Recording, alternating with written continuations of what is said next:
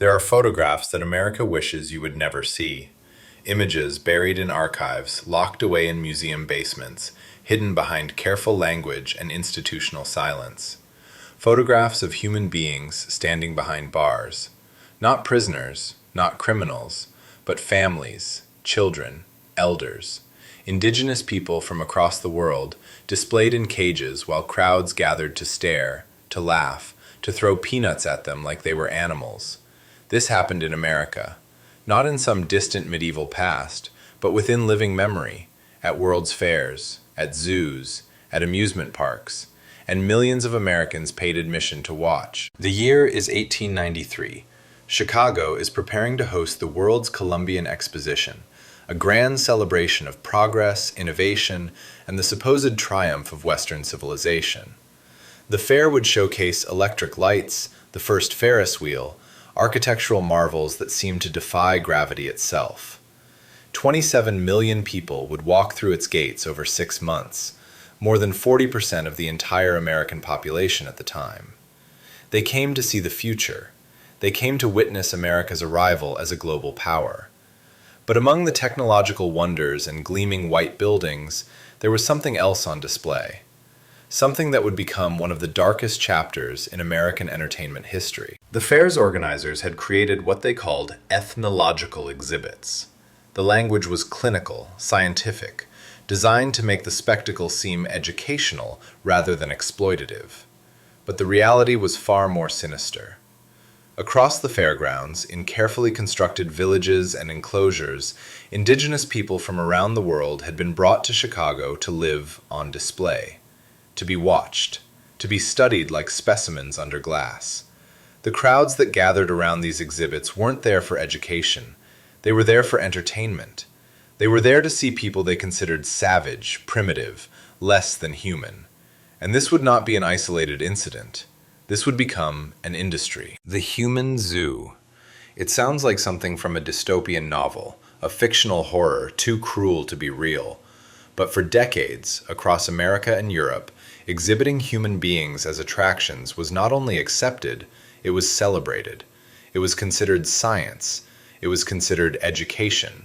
It was justified by the pseudo-scientific racism that infected every level of society, that claimed certain races were evolutionarily inferior, that some humans were closer to apes than to civilized man.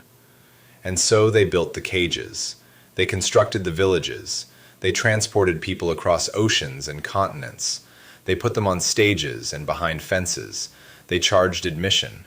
And they made fortunes. This is the story of how America caged human beings for profit, how indigenous people became living exhibits in a grotesque theater of racial supremacy, how families were torn from their homes and paraded before crowds that saw them not as people, but as curiosities, as evidence of their own superiority.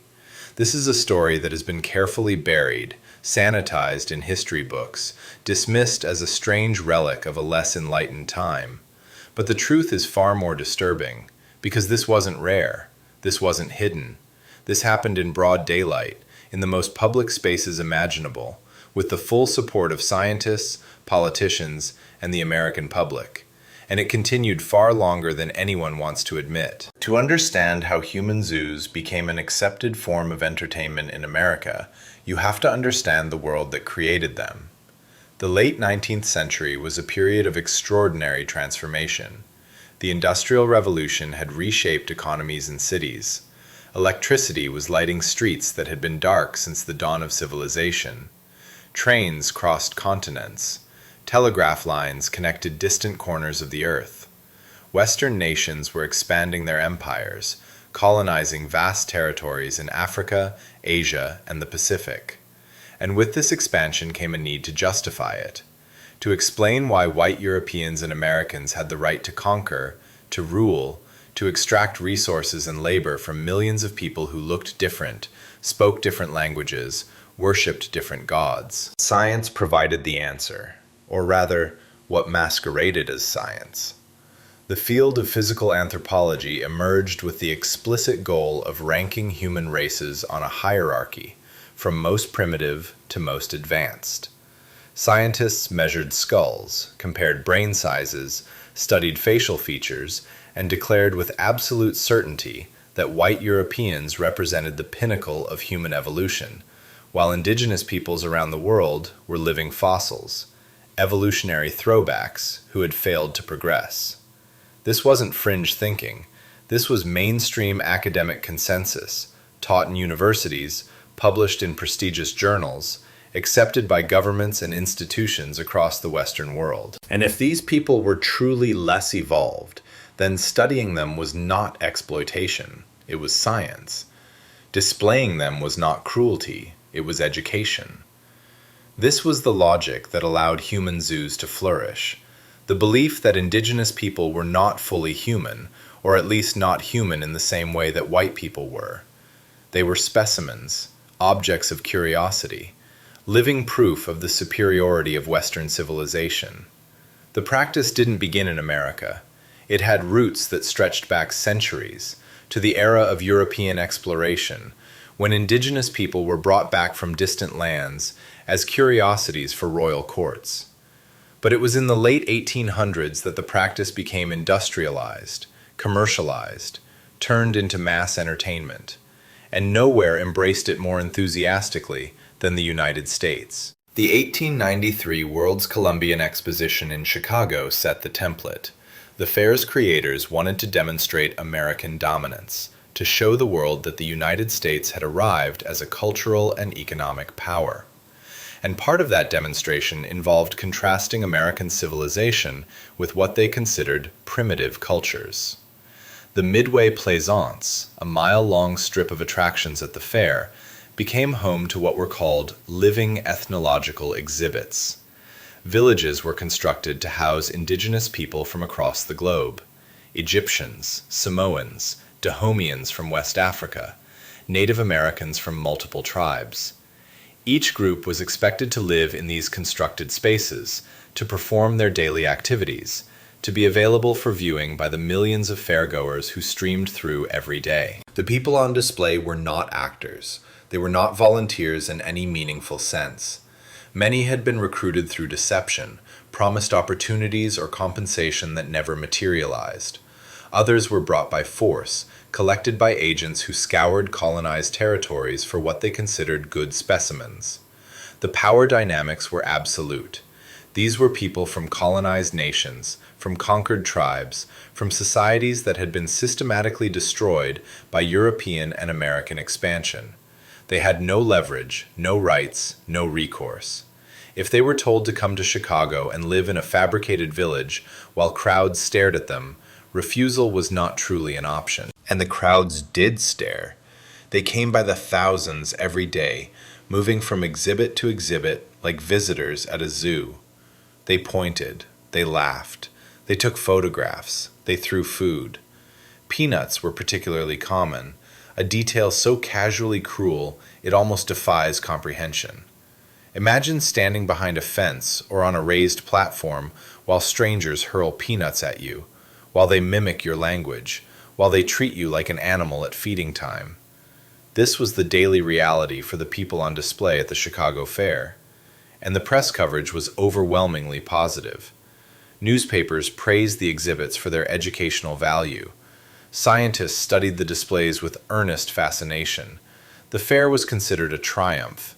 One of the most disturbing aspects of the Chicago Exposition was how it reinforced existing racial hierarchies through spatial design. The gleaming white city, with its neoclassical architecture and celebration of technological progress, represented civilization at its peak. The Midway Plaisance, with its ethnological exhibits, represented primitiveness. The message was clear and intentional. As visitors moved from the White City to the Midway, they were meant to feel they were traveling backward through evolutionary time, from advanced civilization to savage prehistory. The layout itself was propaganda. But Chicago was just the beginning. The success of the human exhibits at the World's Columbian Exposition inspired dozens of similar displays across the country over the following decades. The Louisiana Purchase Exposition in St. Louis in 1904 went even further. More than 1,000 indigenous people were brought to the fair, and housed in exhibits that organizers explicitly designed to show evolutionary progression. The most elaborate was the Philippine Reservation, which displayed members of multiple Filipino indigenous groups in what was marketed as a comprehensive anthropological exhibit. The Philippines had recently become an American colony following the Spanish-American War, and the exhibit served a political purpose, justifying American imperial control by portraying Filipinos as primitive people in need of civilizing. The Philippine Reservation covered 47 acres. It was one of the largest exhibits at the fair. More than 1,000 Filipinos were brought to St. Louis, many against their will or under false pretenses. They were divided into tribal groups and housed in reconstructed villages. Each day they were expected to perform demonstrations of their traditional practices for audiences that treated them like zoo animals. The Igorot people, who were from the mountainous regions of northern Luzon, became particular objects of fascination and mockery because they wore minimal clothing and practiced dog-eating as part of their cultural traditions. American audiences were horrified and titillated in equal measure. The press sensationalized every aspect of their lives, reinforcing stereotypes of savagery. What the fairgoers didn't know, or didn't care to know, was that many of the Filipino people on display were highly educated, spoke multiple languages, and came from complex societies with rich cultural traditions. But they were forced to perform primitivism. They were instructed to wear traditional clothing, even when it was inappropriate for the climate. They were told to demonstrate practices that had been taken out of context and presented as evidence of barbarism. They had become props in America's narrative about its own superiority. And the Igorot people weren't the only ones.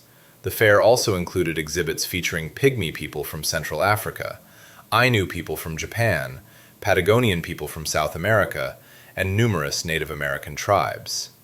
One of the most heartbreaking stories from the St. Louis Fair involved a young Congolese man named Ota Benga, who would later become one of the most infamous victims of human exhibition in American history. Ota Benga was a member of the Mbuti people, a pygmy group from the Congo Free State. His life had already been shattered by the genocidal violence of Belgian colonial rule before he was ever brought to America. His wife and children had been murdered in a raid. He had been captured and nearly sold into slavery. When an American missionary and businessman named Samuel Werner encountered him, Werner saw an opportunity. He recruited Ota Benga and several other Congolese people to come to the St. Louis Fair as part of the African exhibits. Werner promised them safety and eventual return to their homeland. What he delivered was exhibition and exploitation. At the St. Louis Fair, Ota Benga and the other Congolese people were housed in a fabricated African village and presented as examples of the world's most primitive races. They were measured, photographed, studied. Anthropologists examined their bodies and declared them evolutionary intermediates between apes and humans. The crowds that gathered around their exhibit didn't see people. They saw living fossils, creatures from humanity's distant past. And Ota Benga's ordeal was only beginning. After the fair ended, Werner struggled with what to do with the Congolese people he had brought to America. Most eventually returned home, but Ota Benga remained in the United States. In 1906, he was placed on display at the Bronx Zoo in New York City, not as an employee, not as a visitor, as an exhibit. He was housed in the monkey house, sharing a cage with an orangutan named Do Hong.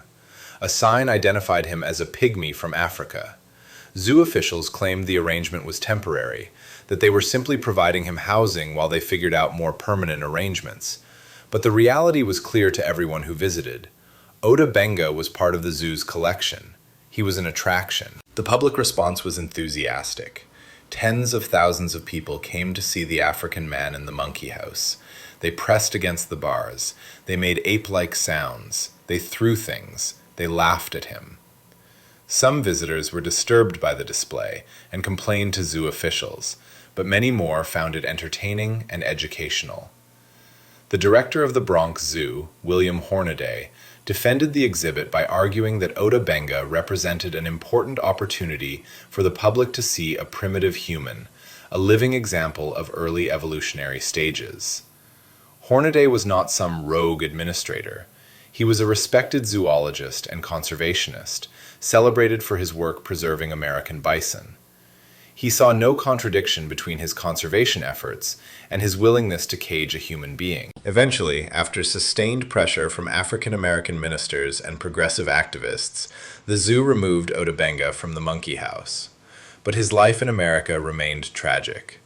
He was placed in an orphanage, then moved to Virginia, where he worked at a tobacco factory. He never saw his homeland again. The First World War made transatlantic travel impossible. In 1916, at the age of 32, Ota Benga took his own life.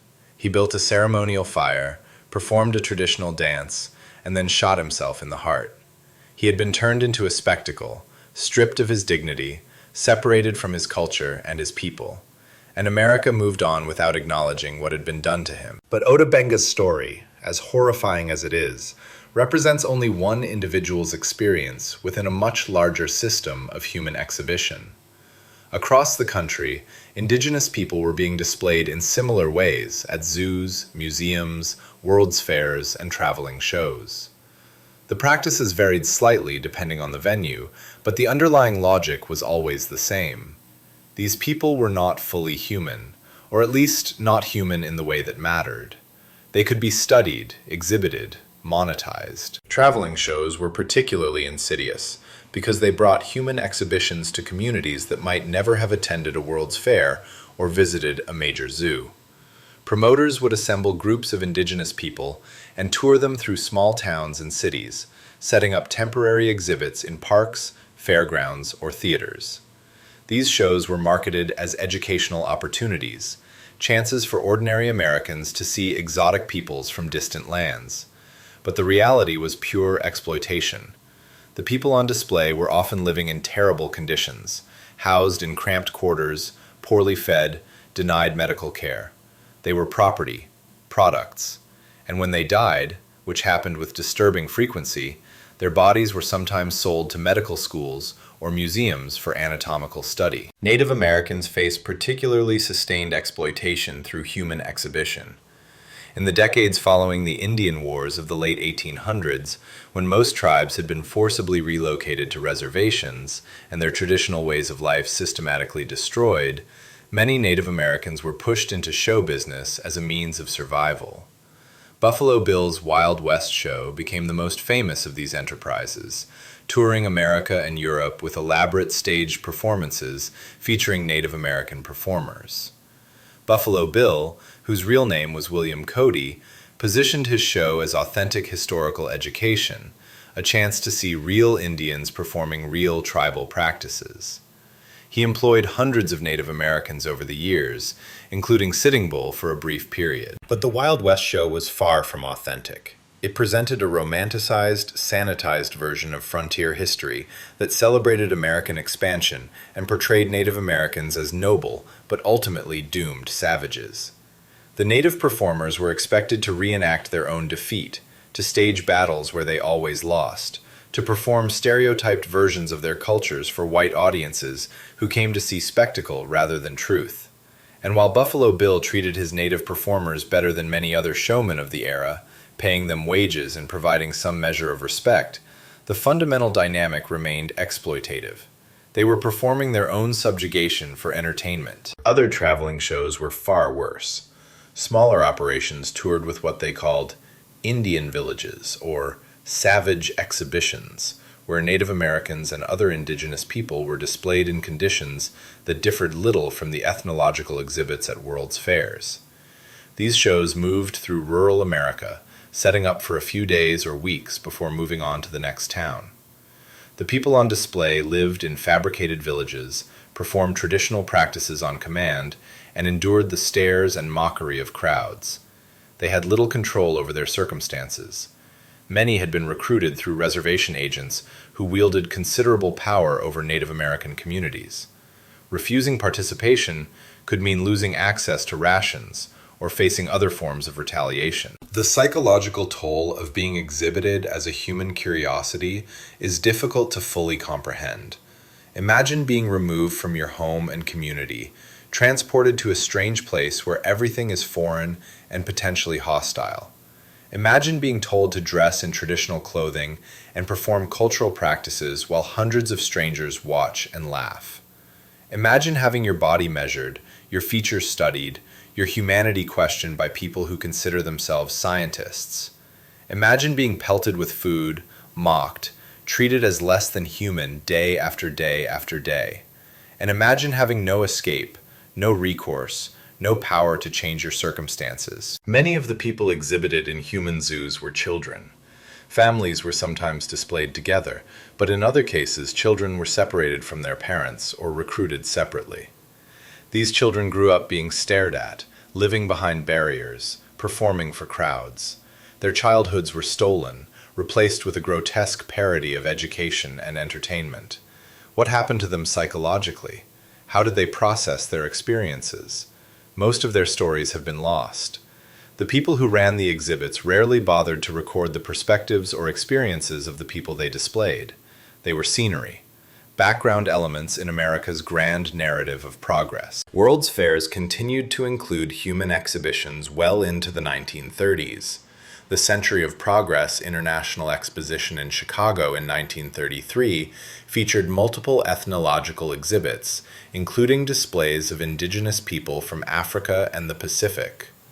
By this point, some anthropologists and social critics were beginning to question the ethics of human exhibition, but the practice remained popular with the public. People wanted to see the exotic. They wanted confirmation of their own superiority. They wanted entertainment that allowed them to feel both educated and thrilled. One particularly disturbing aspect of later human exhibitions was how they incorporated elements of freak shows and circus attractions. As pure ethnological exhibits began to face more criticism, promoters adapted by emphasizing the unusual or sensational aspects of the people they displayed. Indigenous people with physical differences or unique features were prized as particularly valuable attractions. The line between ethnological exhibit and freak show blurred and eventually disappeared entirely. Both were about displaying human difference for profit. Both relied on audiences viewing the exhibited people as fundamentally other. The decline of human zoos in America happened gradually and for complex reasons. The rise of more sophisticated anthropological practices that emphasized cultural relativism rather than racial hierarchy made the scientific justifications for human exhibition increasingly untenable. The growth of anti-colonial movements and rising consciousness about civil rights made explicit racial exploitation harder to defend. World War II and the horrors of Nazi racial science created a cultural moment where Americans became temporarily more reluctant to openly embrace racial hierarchies, though the underlying beliefs often remained intact. And changing entertainment preferences meant that human exhibitions faced competition from other forms of mass entertainment, like movies and eventually television. But human zoos didn't end because America suddenly developed a moral conscience about racism. They ended because they became inconvenient, harder to justify, less profitable. The underlying attitudes that allowed them to flourish persisted for decades after the last exhibits closed. And in many ways, those attitudes persist today. The legacy of human zoos extends far beyond the specific individuals who were exhibited.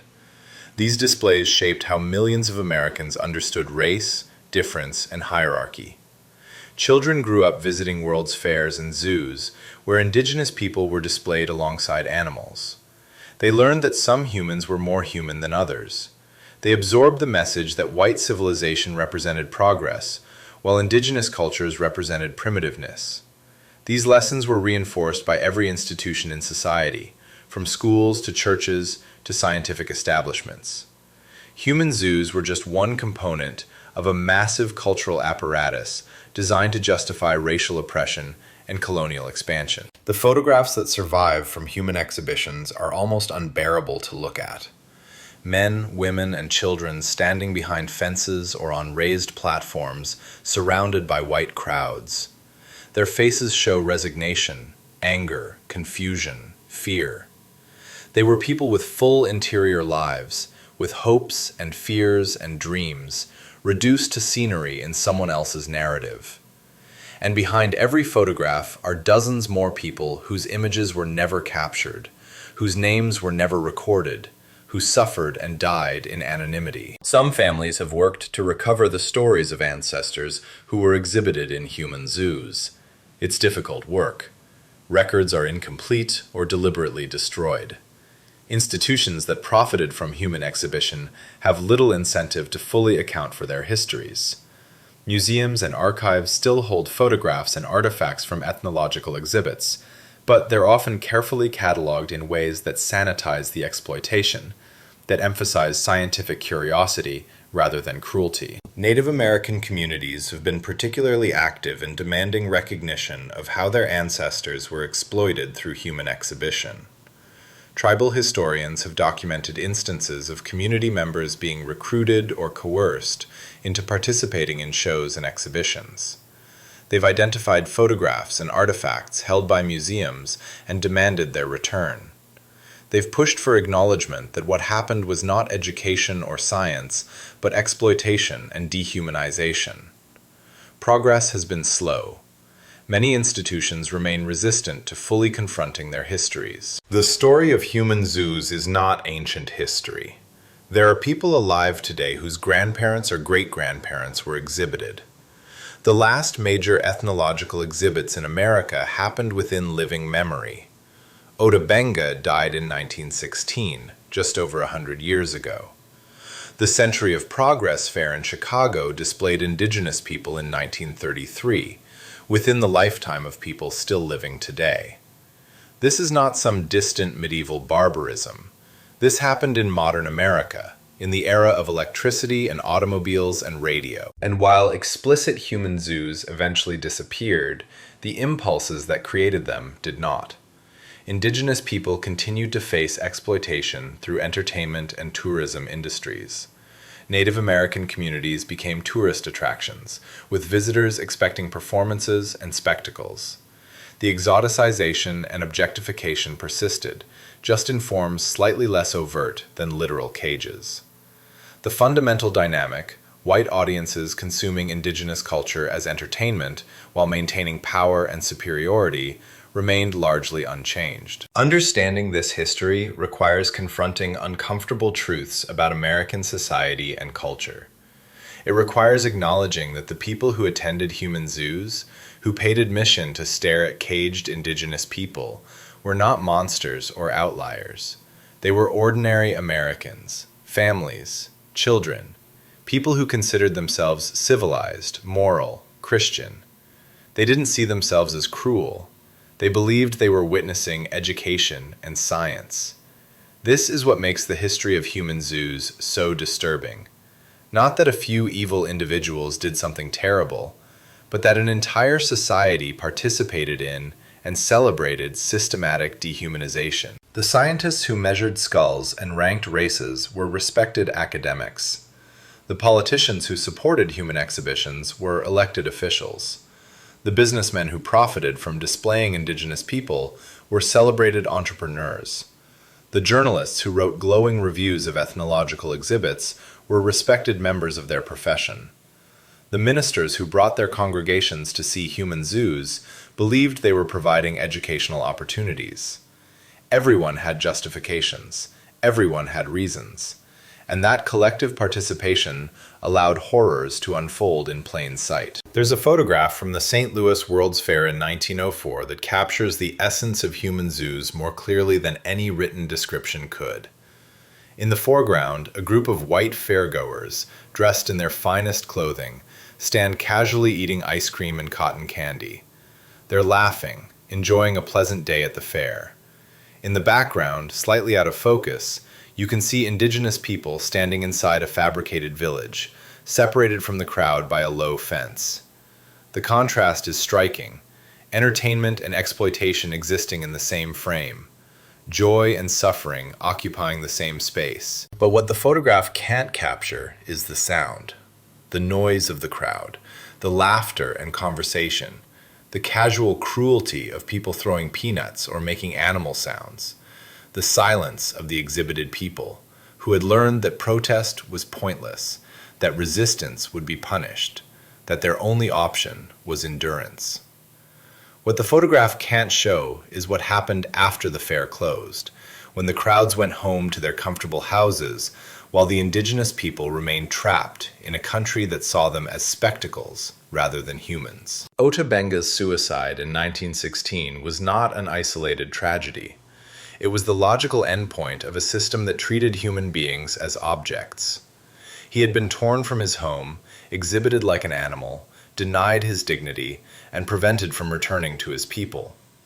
When he finally made the choice to end his life, he did so in a way that reclaimed some measure of cultural identity.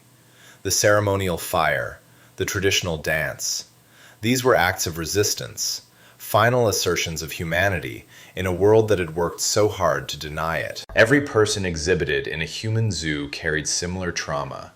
Most didn't leave records of their experiences. Their perspectives were not considered important enough to preserve. But you can imagine the psychological weight of being displayed, the shame, the anger, the helplessness, the knowledge that you have become entertainment, that your suffering is someone else's leisure activity. And beyond the individuals, think of the communities they came from.